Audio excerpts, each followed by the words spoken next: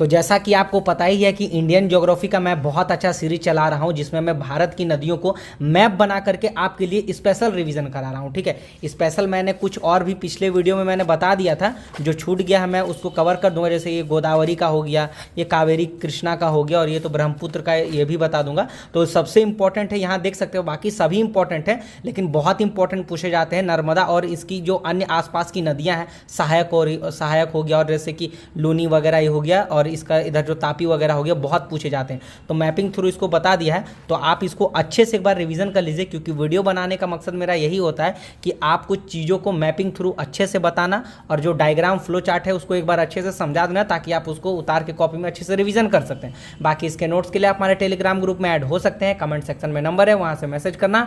बहुत ही अच्छा बना दिया है इंडियन ज्योग्राफी का नोट्स वगैरह, और भी बहुत सारे जो पॉलिटी हो गए, इकोनॉमिक्स हो गए, बहुत सारे नोट्स प्रोवाइड करते हैं। तो इसको चलिए अभी स्टार्ट करते हैं। नर्मदा उसकी अन्य प्रमुख नदी को, पहले तो आपको भारत का मैप बना लेना, कुछ कलर्स वगैरह भी रखना, जिससे आप ना राज्यों को एक थोड़ा सा अलग कर सको। ठीक है, क्योंकि वो फिर डिफरेंट दिखता है ना, तो अच्छा लगता है कि हाँ भाई इधर से इस नदी इस राज्य से अलग हो रही है ना। तो चलिए पहले भारत के मैप में पहले एमपी को देखते हैं, क्योंकि प्रमुख नर्मदा नदी तो यहीं से बही है। तो स्टार्टिंग करेंगे यहाँ से, कहाँ से, अमरकंटक की पहाड़ी से। तो अमरकंटक की पहाड़ी से ये निकलेगी, मध्य प्रदेश को पूरा कवर करेगी, उसके बाद थोड़ा सा ये यहाँ पर महाराष्ट्र की ओर बहेगी, फिर यहाँ से गुजरात होते हुए खंबात की खाड़ी में गिरेगी। रिफ्ट घाटी का उदाहरण है, ये पश्चिम की ओर बहती है ना। ओके, अमरकंटक की पहाड़ी से इसका उद्गम स्थल होता है, ये तो पता ही है। इसका दो और इंपॉर्टेंट चीज़ याद रख लेना, यहाँ से एक ऊपर से एक विंध्याचल पर्वत है, नीचे में सतपुड़ा है, बीच से नर्मदा बही है, और इसके चार जो प्रमुख जो सहायक नदी है, और ऊपर 3 मतलब कि 7, उसको भी याद कर लेना। जैसे नीचे का 4 बंजर नदी, सेरा नदी, शक्कर नदी और तवा नदी। ऊपर वाला का आप याद कर लेना, जो इंपॉर्टेंट है, एक बरना हो गया, एक कोलार हो गया यहाँ से, और एक हिरण नदी हो गया। ठीक है, तो इसको याद कर लेना। फिर यहाँ से आते हैं, थोड़ा सा गुजरात के साइड आते हैं, तो देखो यहाँ से एक याद रखना, मध्य प्रदेश से ही ये स्टार्ट है और गुजरात को कवर करके खंबात की खाड़ी में गिरती है।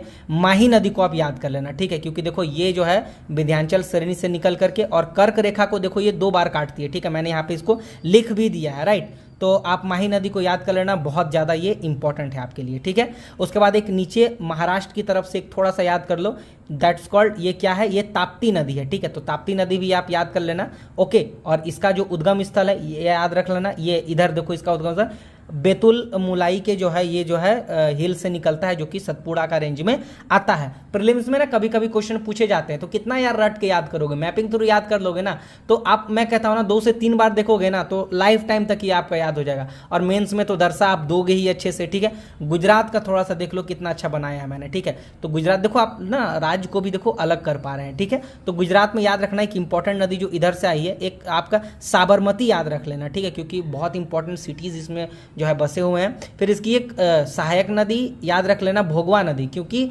ये पूछा भी गया था किसी पीसीएस में, और शायद यूपीएससी में, मैं रिकॉल नहीं कर पा रहा हूँ, लेकिन पूछा गया था। ठीक है, तो देखो मैं ये जितना भी नदी बता रहा हूँ ना, ये सब इंपॉर्टेंट है। बाकी यार नदियाँ तो बहुत से, लेकिन बहुत ही सेलेक्टिव और इंपॉर्टेंट रिवर्स को पढ़ना पड़ेगा, जो आपके एग्जाम में आ पाए। ठीक है, क्योंकि आपको कहीं ना कहीं बहुत अच्छा परफॉर्म करना है रिवीजन के साथ भी, है ना।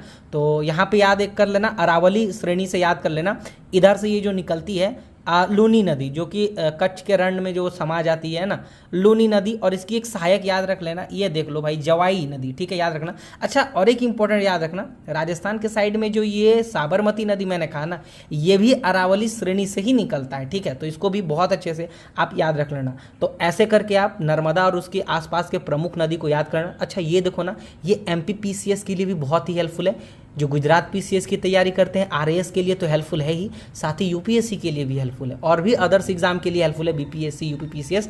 तो वीडियो पसंद आती है तो लाइक कर देना। बाकी नेक्स्ट वीडियो में कोशिश करूंगा, ये आपका ब्रह्मपुत्र नदी हो गया, और कावेरी नदी हो गया, और ये कृष्णा, और भी बहुत सारा मैंने मैपिंग नोट्स तो बना ही दिया है। तो यार टेलीग्राम में आप ऐड हो जाना ना, क्योंकि इतना सारा पीडीएफ एक्सप्लेन कर पाना भी मुश्किल होता है, तो वहाँ से आप देख करके बहुत अच्छा रिवीजन कर सकते हैं। बाकी वीडियो पसंद आती है तो लाइक एंड सब्सक्राइब जरूर कर लेना, और कमेंट में भी बताना कि आपको किस टॉपिक पे नेक्स्ट वीडियो जो चाहिए, मैं अवश्य जो है उसको ले करके आऊँगा, राइट।